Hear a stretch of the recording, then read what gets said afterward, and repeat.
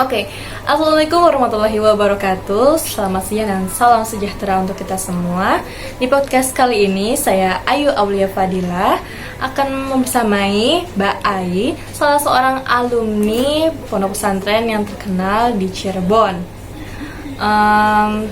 Oke, langsung saja kita dengar pengalaman dari Mbak Ai. Oh ya, biasanya apa nih Mbak? Kalau misalkan orang merundung temannya ataupun adik kelasnya ini, biasanya ada motif apa nih? Dibalik dari perundungan itu tuh, apakah dia punya dendam ataukah emang adik kelasnya kadang suka kayak nakal gitu kan, susah dibilangin, makanya dia tuh dendam, jadi enakan dikerasin gitu. Tapi caranya salah. Jadi bagaimana? Motifnya saya kurang tahu, tapi ketika anak usia belasan tahun di awal kelas 7 masuki kelas 7 yang tidak pernah menginjak lingkungan di luar lingkungan sekolah, lingkungan terdekat dia ataupun lingkungan keluarga, mungkin itu menjadi hal yang berat dan sangat memperburuk keadaan emosional saya. Tapi jika saya tebak lagi dan saya tanyakan kepada orang lain, sepertinya motif dari mereka itu agar saya itu keluar dari kamar yang saya tempati, dan agar kamar itu juga menjadi lebih luas kembali dan tidak terlalu menyempitkan kamar kayak seperti itu. Dampak dari pembulian ini apa ya kira-kira Mbak? Dampak emosional yang diterima ketika saya mendapatkan perilaku perundungan dari kakak tingkat saya atau kakak kelas saya, itu sangat berdampak ya pada emosional. Ketika saya mulai mencoba untuk mencari teman, saya menjadi lebih takut untuk mencari teman karena merasa bahwa saya ini tidak pantas untuk mendapatkan seorang teman karena mungkin diri saya ini lebih buruk dari mereka semua. Kemudian saya merasa seperti rendah diri di hadapan orang-orang karena orang-orang perundung ini menjauhi, mengucilkan saya, dan saya merasa bahwa saya ini sepertinya sangat buruk untuk dapat hidup lebih baik. Oke guys, sebelum kita closing, saya ingin mendengar harapan dari Mbak Ai kepada korban dan pelaku perundungan yang mungkin saat ini masih ada. Harapannya apa kira-kira Mbak? Harapan saya untuk para korban bullying, kalian harus bisa speak up. Jika permasalahan itu masih bisa ditangani oleh diri kalian sendiri, kalian harus mencoba untuk mandiri menyelesaikan permasalahan tersebut. Dalam pandangan saya, pembulian itu jika sudah mencapai pembulian fisik, maka kita harus membalasnya. Namun ketika kita masih mendapatkan pembulian secara psikis atau emosional atau pengucilan, kita bisa mencari teman lain untuk bisa bertumpu atau menyibukkan diri sendiri dengan hal-hal yang lebih positif. Jika kita merasa bahwasannya perundungan ini terlalu berlebihan, kita harus bisa speak up. Speak up itu perlu untuk kesehatan kita di masa depan. Karena sejatinya tidak semua orang bisa sembuh dari trauma masa lalu. Dan tidak semua orang juga mau sembuh dari trauma masa lalunya. Oke, benar sekali apa yang dikatakan Mbak Ai, bahwasannya seorang yang dirundung itu harus bisa speak up, harus bisa memberi atau perlawanan ya, agar tidak terjadi pembulian berikutnya ataupun terjadi secara terus-menerus seperti itu. Mungkin cukup sekian. Terima kasih untuk kesempatannya datang ke podcast kali ini, Mbak Ai. Saya akhiri dengan wassalamualaikum warahmatullahi wabarakatuh.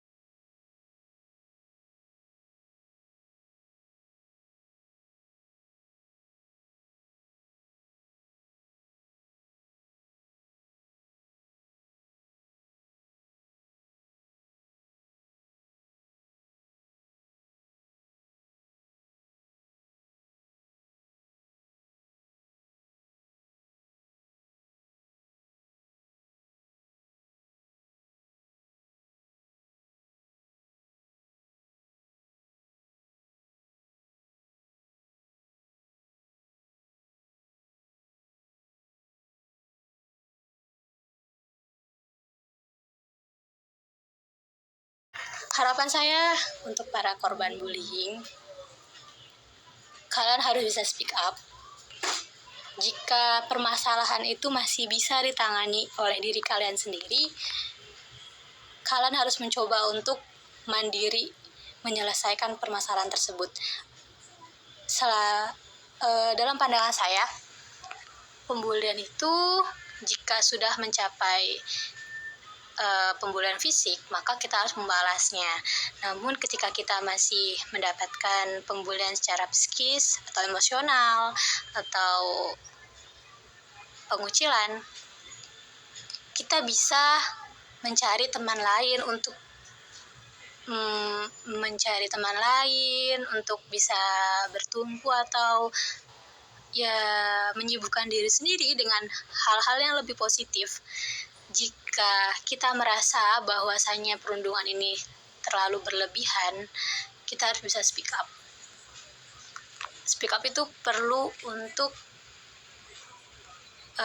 kesehatan kita di masa depan. Karena sejatinya tidak semua orang bisa sembuh dari trauma masa lalu. Dan tidak semua orang juga mau sembuh dari trauma masa lalunya. Seperti itu.